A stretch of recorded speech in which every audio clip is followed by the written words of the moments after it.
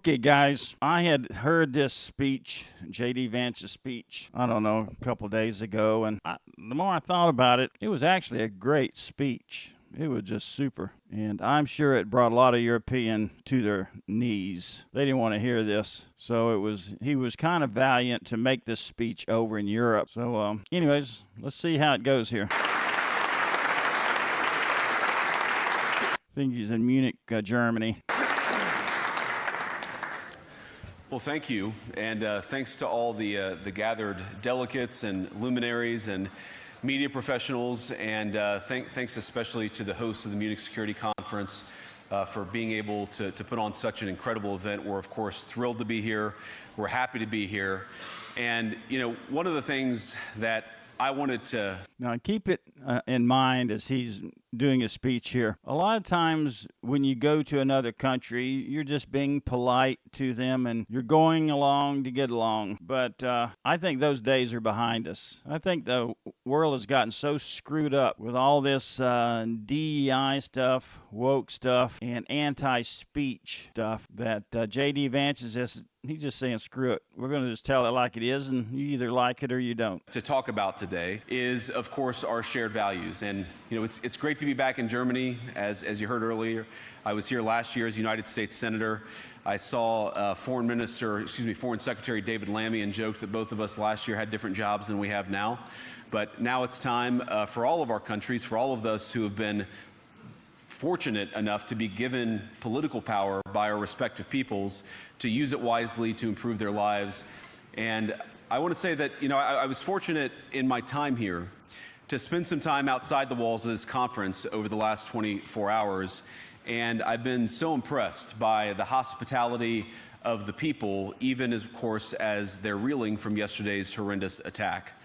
And the first time I was ever in Munich was with my wife, actually, who's here with me today, on a personal trip. And I've always loved the city of Munich, and I've always loved its people. And I just want to say that we're very moved, and our thoughts and prayers are with Munich and everybody affected by the evil inflicted on this beautiful community. We're thinking about you, we're praying for you, and we will certainly be rooting for you in the days and weeks to come. Now, thank you.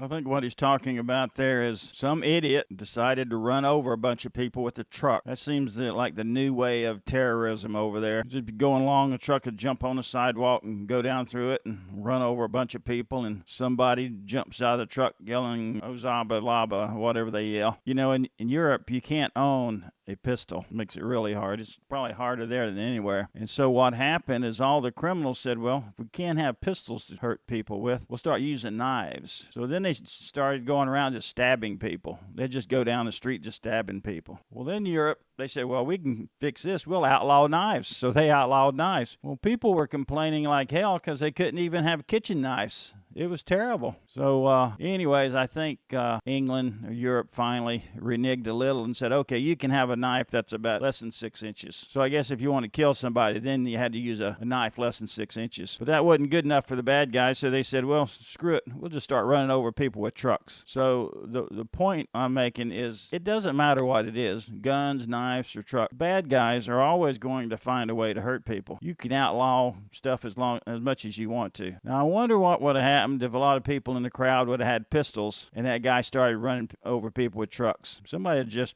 hopped up there and popped him a couple of times. That would have ended it. They can't do that. You know, the guy is just going to keep running over people till maybe he jams his truck in somewhere or something happens. Or finally, 20 minutes later, the police show up. By then, he's ran over scores of people. But that's why those stupid laws never work. Think about it. If you're in Chicago, all the criminals know they're the only ones with guns. Good people don't have guns. All the laws say you can't have a gun in Chicago. Well, the bad guys, they all got guns because they don't believe in the law. So they know they can rob anybody, shoot anybody, kill anybody. I mean, it's like probably gotten to be the murder capital of the world now, I think. Try and do that in Texas. Go into Texas and pull a gun and start and rob somebody. You might get away with it once or twice. But when you get up about the third time, you're going to find somebody start shooting back at you. And all of a sudden, you might not think it's a good way to make a living. So, you know, guns beget guns. But, you know, they never tell you how many lives guns save. The media is always telling you how many, lives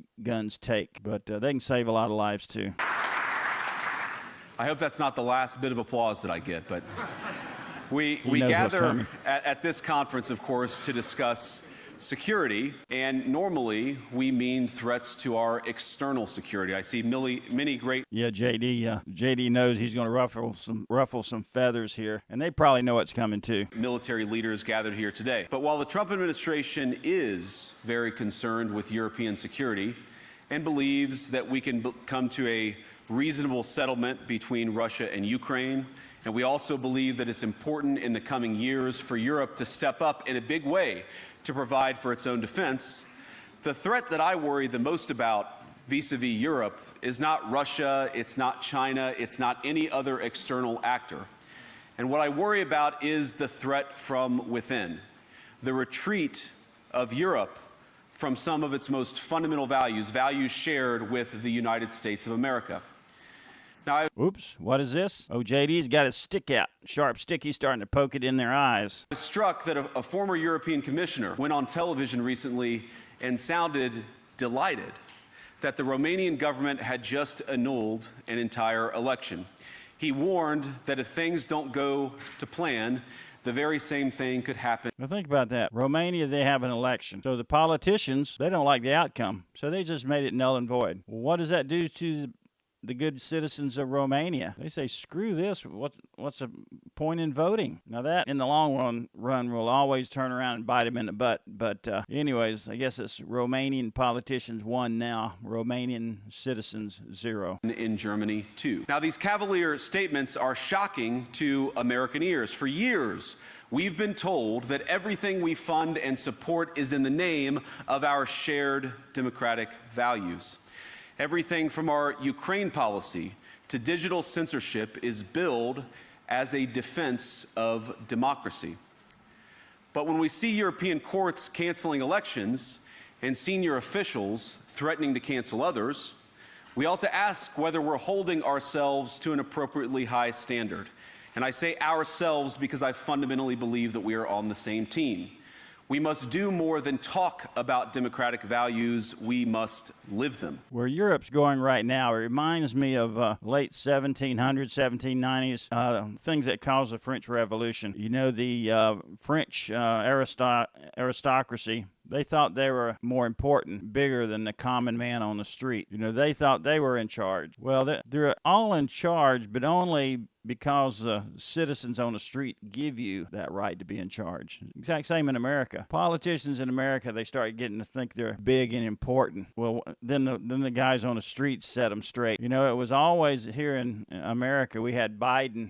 What a corrupt group that was. They thought they were above the law. They thought that they would use lawfare to go after political opponents. They would just, now it's found out that they're embezzling a lot of money through a corrupt USA aid, and they were just paying off, they're using it as a big slush fund for their own political reasons. So the point is they thought they were better than the U.S. citizens, you know, the Democratic Party. Well, same thing's happening in Europe. They're starting to act, the government's starting to act like they're more important than the people, and that never works out in the end. Now, I think that the Europeans, citizens, they need to start standing up to that crap. The freedom of speech is really being cut back in Europe. I mean, there's so many things you can't talk about. You can't say you're against abortion. You get locked up. You can't say you couldn't even talk about COVID. They'd come after you. It just went on. And the problem is when the government starts telling citizens what they can talk about and what they can't talk about, then you just get to a point where when is the government they're just another Hitler. They're just another dictator. That's the same thing a dictator does, right? Dictator says you're either going to do this, and if you don't, you're going to get punished or get shot and killed. That's kind of what Europe's starting to become. It's becoming, I know they have all their parties and they're all polite and all that stuff, but they're starting to tell their citizens, you can talk about this and this, but you can't talk about that. You can do this and this, but you better not do this. Now, everybody knows that, you can't go into a theater and yell fire. There's common sense things. In America, we have a thing called, we have freedom of speech, but we also have freedom of assembly. What that means is people can get together and talk about their religion. We have freedom of religion here too. So a group of people can get together and talk about their own God, and they're kind of protected against somebody that's just comes in and starts screaming atheist things or whatever, because the church is protected by freedom of assembly. They also have freedom of speech. They can say what they want. Now, the guy that wanted the atheist that came in and wanted to start screaming at him, he's more than welcome to go out on the street and start screaming it. We got freedom of speech, but he can't step on other people's rights. Point is, we have a kind of a balance between our laws. Well, in Europe, you're getting some of that balance taken away from you. You know, I don't think you can't be closer than 200 meters, I think it is, from an abortion clinic and do any anti-abortion type stuff. And your freedoms are taken away from you slowly but surely. That's what you really have to be careful of. See what Vance is up to here. Now, within living memory of many of you in this room, the Cold War positioned defenders of democracy against much more tyrannical forces on this continent. And consider the side in that fight that censored dissidents, that closed churches, that canceled elections. Were they the good guys? Certainly not. And thank God they lost the Cold War. They lost because they neither valued nor respected all of the extraordinary blessings of liberty. The freedom to surprise, to make mistakes, to invent, to build. As it turns out, you can't mandate innovation or creativity, just as you can't force people what to think, what to feel, or what to believe. And we believe those things are certainly connected. And unfortunately, when I look at Europe today, it's sometimes not so clear what happened to some Whoops, they're starting to squirm a little in their seats. of the Cold War's winners. I look to Brussels, where EU commissars warn citizens that they intend to shut down social media during times of civil unrest the moment they spot what they've judged to be, quote, hateful content. Or to this very country. Now, what's the definition of hateful comments, hate speech? Well, there's no saying in America where one man's junk is another man's treasure. Well, same thing. One man's hate speech is another man's freedom of speech. You got to be careful when you go around limiting people's speech. Again, you can't yell fire in a crowded theater, but that kind of stuff should be very, very limited, those type restrictions. Where police have carried out raids against citizens suspected of posting anti-feminist comments online as part of, quote, combating misogyny on the internet, a day of action. That's pretty bad. You can't say anything bad about women because of misogyny. I wonder how many women say things that bad against men. They'd have to lock them all up. I look to Sweden, where 2 weeks ago the government convicted a Christian activist for participating in Koran burnings that resulted in his friend's murder. And as the judge in his case chillingly noted, Sweden's laws to supposedly protect free expression do not, in fact, grant, and I'm quoting, a free pass to do or say anything without risking offending the group that holds that belief. You know, it's funny, like, I don't agree with anything the Democratic Party believes in. I mean, almost nothing. And yet I would never want to take away the Democrats' right of free speech. They can say whatever they want to. They can shout it from the rooftops. In fact, I think it's great. I think the more they go around and they tell people what they believe in, it just buries them deeper in a deeper hole. But what did they try and do? They're constantly going around trying to limit what Republicans say. You know, they want a law against this and a law against that. But, you know, freedom of speech is something, it's probably one of our greatest values that we have in America, greatest rights. And perhaps most concerningly, I look to our very dear friends, the United Kingdom, where the backslide away from conscience rights has placed the basic liberties of religious Britons in particular in the crosshairs. A little over 2 years ago, the British government charged Adam Smith Connor, a 51-year-old physiotherapist and an Army veteran, with the heinous crime of standing 50 meters from an abortion clinic and silently praying for 3 minutes. Not obstructing anyone, not interacting with anyone, just silently praying on his own. And after British law enforcement spotted him and demanded to know what he was praying for, Adam replied simply, it was on behalf of the unborn son he and his former girlfriend had aborted years before. Now, the officers were not moved. Adam was found guilty of breaking the government's new buffer zones law, which criminalizes silent prayer and other actions that could influence a person's decision within 200 meters of an abortion facility. He was sentenced to pay thousands of pounds in legal costs to the prosecution. Now, I wish I could say that this was a fluke, a one-off crazy example of a badly written law being enacted against a single person. But no, this last October, just a few months ago, the Scottish government began distributing letters to citizens whose houses lay within so-called safe access zones. Now remember, he's telling all this to the same people who are instituting it, warning them that even private prayer within their own homes may amount to breaking the law. See how it kind of grows? Now it went from you can't say it on the street to now you can't say it in your home. You can't pray on the street and you can't pray in your home. And then the next step is they get your kids and whoever to report you. They get your neighbors to report you. Sounds a whole lot like, the Hitler regime to me. It's going to grow until the good people of Europe say, all right, enough of that crap. They got to get rid of these politicians that they have. Naturally, the government urged readers to report any fellow citizen suspected guilty of thought crime. In Britain and across Europe, free speech, I fear, is in retreat.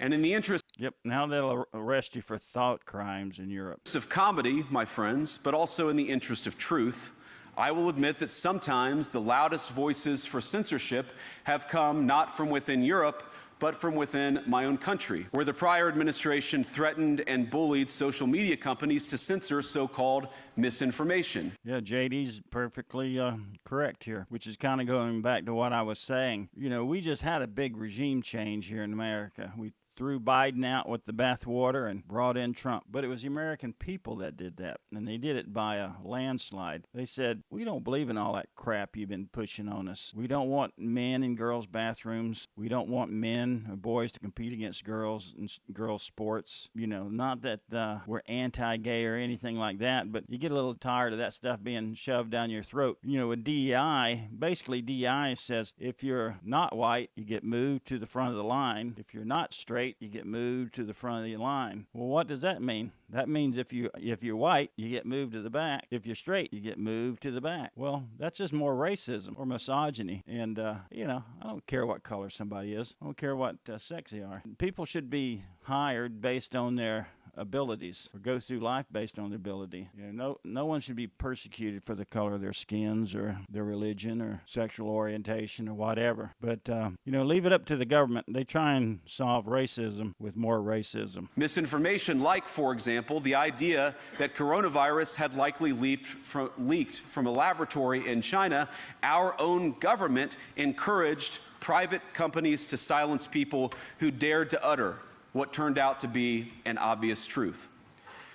So I come here today. Yeah, it's funny, old Trump, man. The left does not know what to do with Trump in America here. Because Trump would say something. He says, the Wuhan virus came from a lab in China. The media in our country, oh, no, it doesn't. It didn't do that. Trump is crazy. Then when the Russian propaganda, Russian hoax we call it, came here, where all the Russian disinformation, Trump was saying, that's a hoax. There's no Russian disinformation. That's just all made up crap by it ended up being the CIA, I guess. But anyways, Trump turned out to be right. He turned out to be right about the Wuhan, the COVID, where COVID came from. And same thing, we had Hunter Biden, President Biden's son, had his laptop full of all kinds of crap. And the left kept saying it didn't exist. Trump says it does exist. Well, in the end, yep, sure enough, it exists. Out of three things: Russian disinformation, Hunter laptop, and the Wuhan virus. Trump turned out to be right on all that stuff. So it was Trump against the media, what we call the legacy media, and the government. So Trump, a citizen, against the government and the legacy media, and Trump was right all three times. And that's the problem, is when you just go along with the government and the legacy media to get along with them, then some red flags need to be going up. Not just with an observation, but with an offer. And just as the Biden administration seemed desperate to silence people for speaking their minds, so the Trump administration will do precisely the opposite, and I hope that we can work together on that. In Washington, there is a new sheriff in town, and under Donald Trump's leadership, we may disagree with your views, but we will fight to defend your right to offer it in the public square, agree or disagree.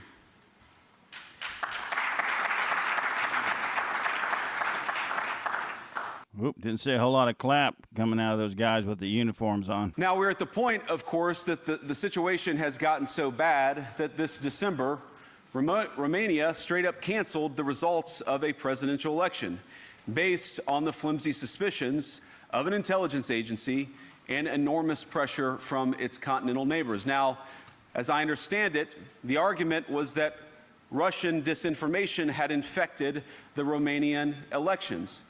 But I'd ask my European friends to have some perspective. You can believe it's wrong for Russia to buy social media advertisements to influence your elections. We certainly do. You can condemn it on the world stage even.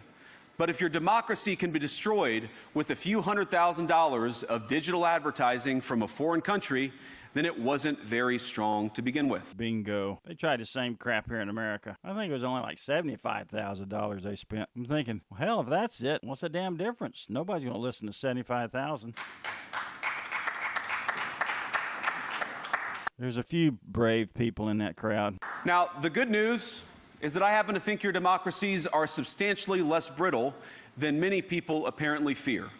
And I really do believe that allowing our citizens to speak their mind will make them stronger still. Which, of course, brings us back to Munich, where the organizers of this very conference have banned lawmakers representing populist parties on both the left and the right from participating in these conversations. Now, again, we don't have to agree with everything or anything that people say.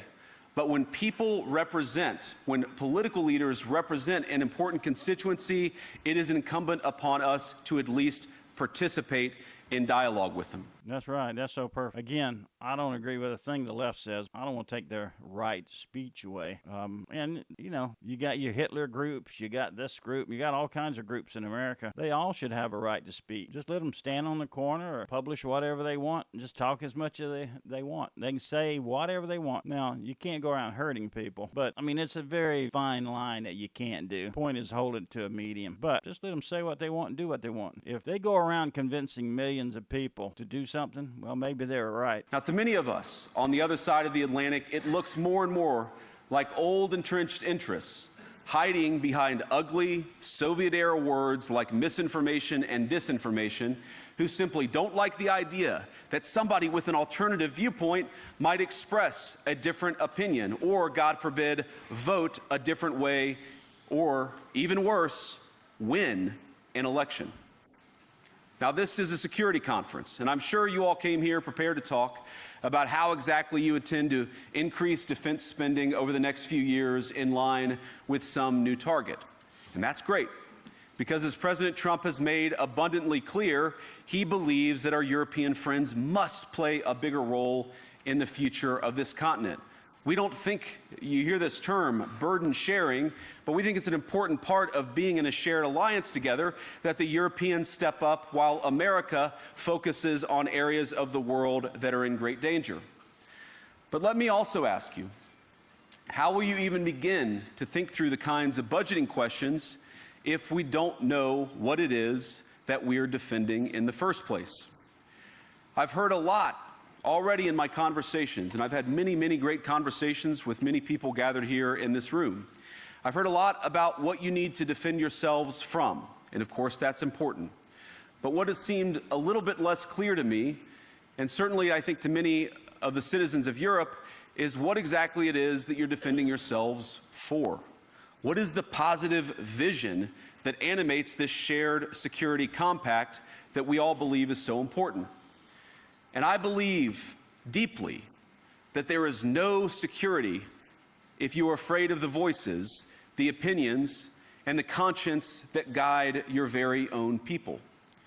Europe faces many challenges. Yeah, that's perfect. I mean, this guy's smart. He's basically saying, well, why are you guarding yourself from something from the outside if at the same time you're guarding yourself from the stuff on the inside? You know, remember what happened in the French Revolution is, you know, the aristocrats thought, well, we're going to be in charge here. We're going to run everything, while the guy on the street was starving. Well, the guy on the street finally said, well, screw this. So they just went to the castles, grabbed them all. You know, ones Marie Antoinette, I think she got the guillotine. I don't know if they hung the king or guillotined him, but they just make, you know, they put up with that crap for a long time. And then they finally said, screw this. We're not going to put up with it anymore. Same thing can happen in Europe. I mean, they might not bring out the guillotines again, but they can definitely kick them out. I mean, wasn't it in Europe, England, the Brexit? oh, the European thing, they thought, oh, we'll never get rid of Brexit. Brexit will never pass. Well, the damn thing passed. The good people of England said, screw you. We don't want to put up with that crap you keep pushing on us. And they'll do the same thing if you keep stepping on their free speech. One day you'll wake up and they'll be in your bedroom dragging you out of there and taking you out to the gallows. Maybe not physically gallows, but they'll be tossing you into the river saying, keep swimming, don't come back. But the crisis this continent faces right now, the crisis I believe we all face together, is one of our own making. If you're running in fear of your own voters, there is nothing America can do for you. Nor, for that matter, is there anything that you can do for the American people who elected me and elected President Trump.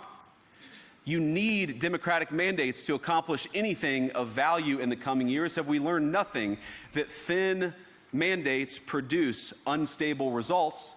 But there is so much of value that can be accomplished with the kind of democratic mandate that I think will come from being more responsive to the voices of your citizens.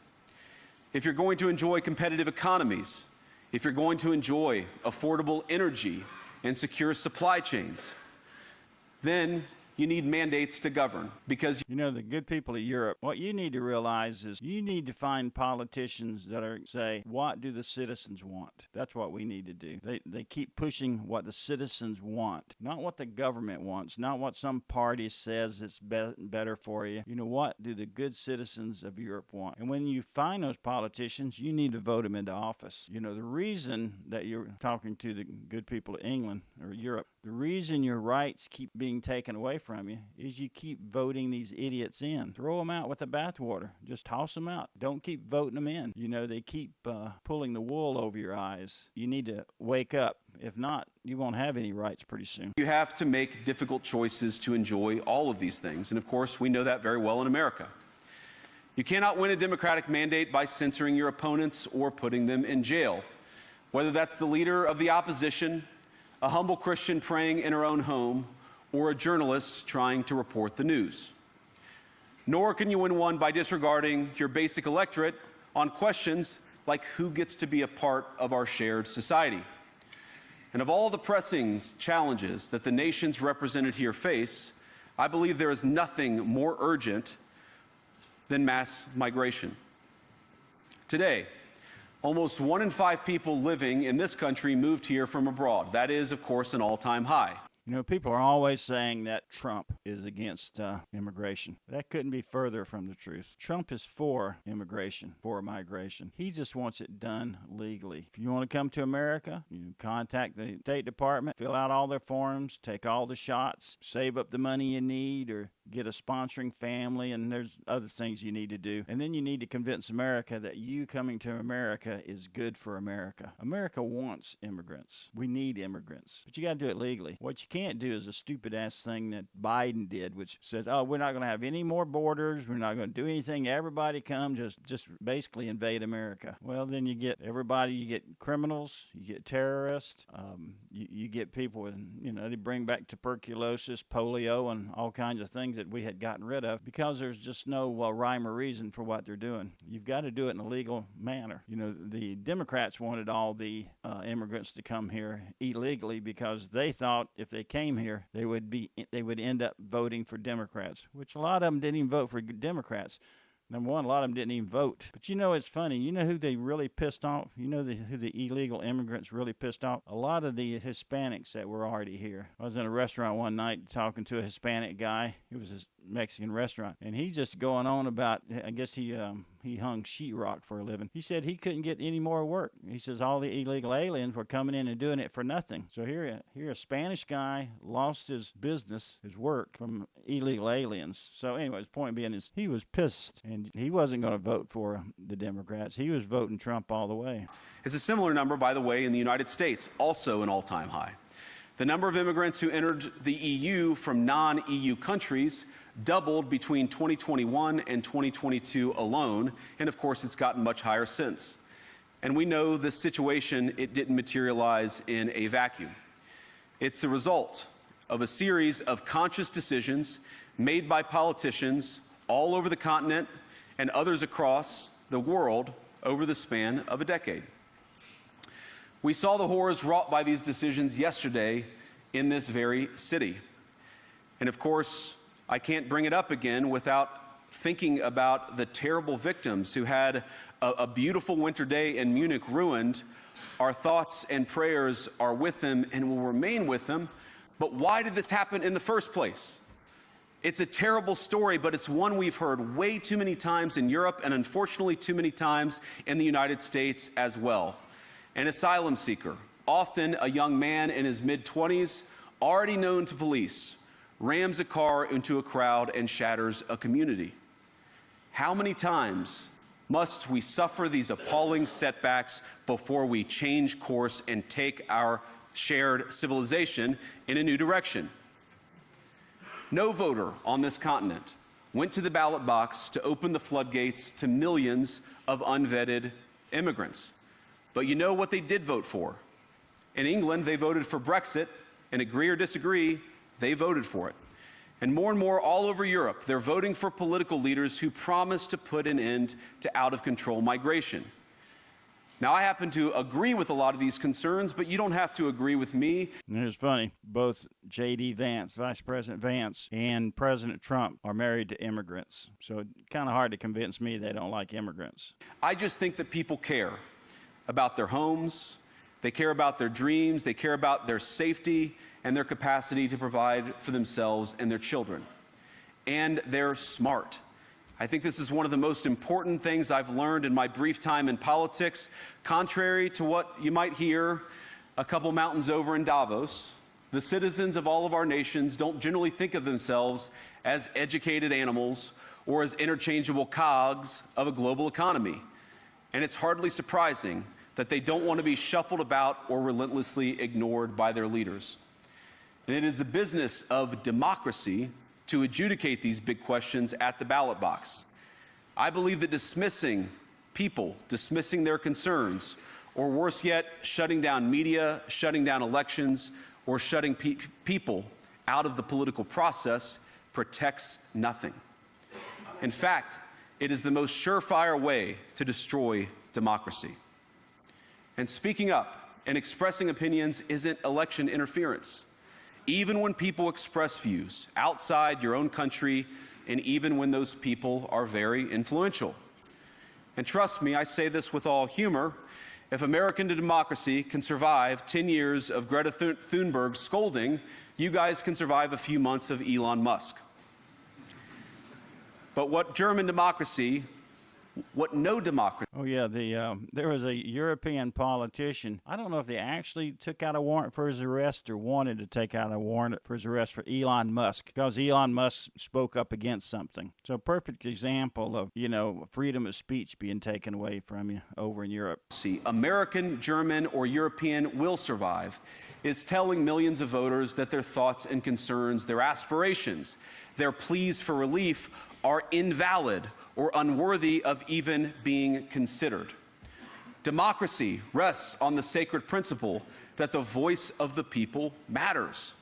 There's no room for firewalls. You either uphold the principle or you don't. Europeans. The problem with a lot of these countries is the citizens don't come first. They think the politicians come first. And that's one thing that Trump's tried to make straight in America. Trump would tell you right up and said, I might be president, but I only get one vote. Common guy on the street, the homeless guy on the street, he gets one vote, and you need to do the things that are right for the citizens. The people have a voice. European leaders have a choice. And my strong belief is that we do not need to be afraid of the future. You can embrace what your people tell you, even when it's surprising, even when you don't agree. And if you do so, you can face the future with certainty and with confidence, knowing that the nation stands behind each of you. And that, to me, is the great magic of democracy. It's not in these stone buildings or beautiful hotels. It's not even in the great institutions that we have built together as a shared society. To believe in democracy is to understand that each of our citizens has wisdom and has a voice. And if we refuse to listen to that voice, even our most successful fights will secure very little. As Pope John Paul II In my view, one of the most extraordinary champions of democracy on this continent or any other once said, "Do not be afraid." We shouldn't be afraid of our people even when they express views that disagree with their leadership. Thank you all. Good luck to all of you. God bless you.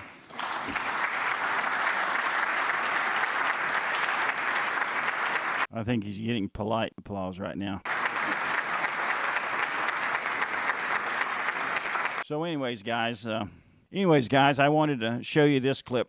This is the guy that had introduced J.D. Vance at the meeting, and this is his reaction. It's stellar. Conference. After the speech of Vice President Vance on Friday, we have to fear that our common value base is not that common anymore. Whoops. Maybe after that great introduction I gave J.D. Vance, maybe I shouldn't have. I'm very grateful to all those European politicians that spoke out and reaffirmed the values and principles that they are defending.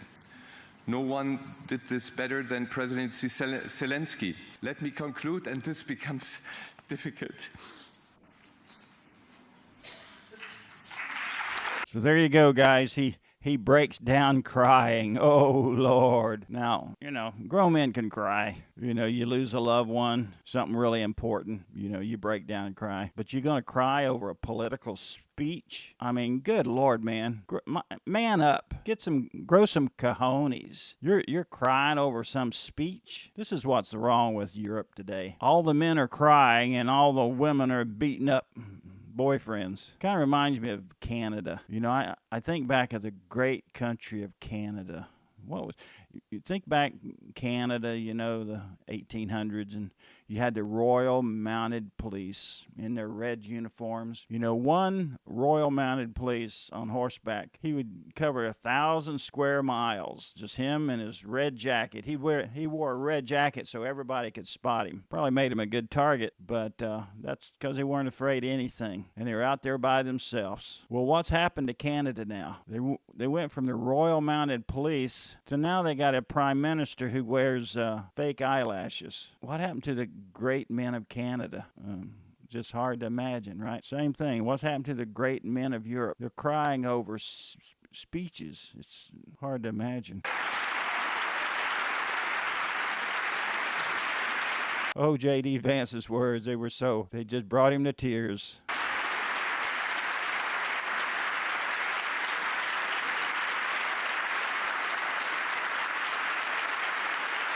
So, of course, here you've got the weak European man. I mean, he's a perfect definition of DEI, right? Crying, just losing it. What's he doing? He's crying on the strong shoulders of the woman. This is Europe. It'll be okay. You're going to make it.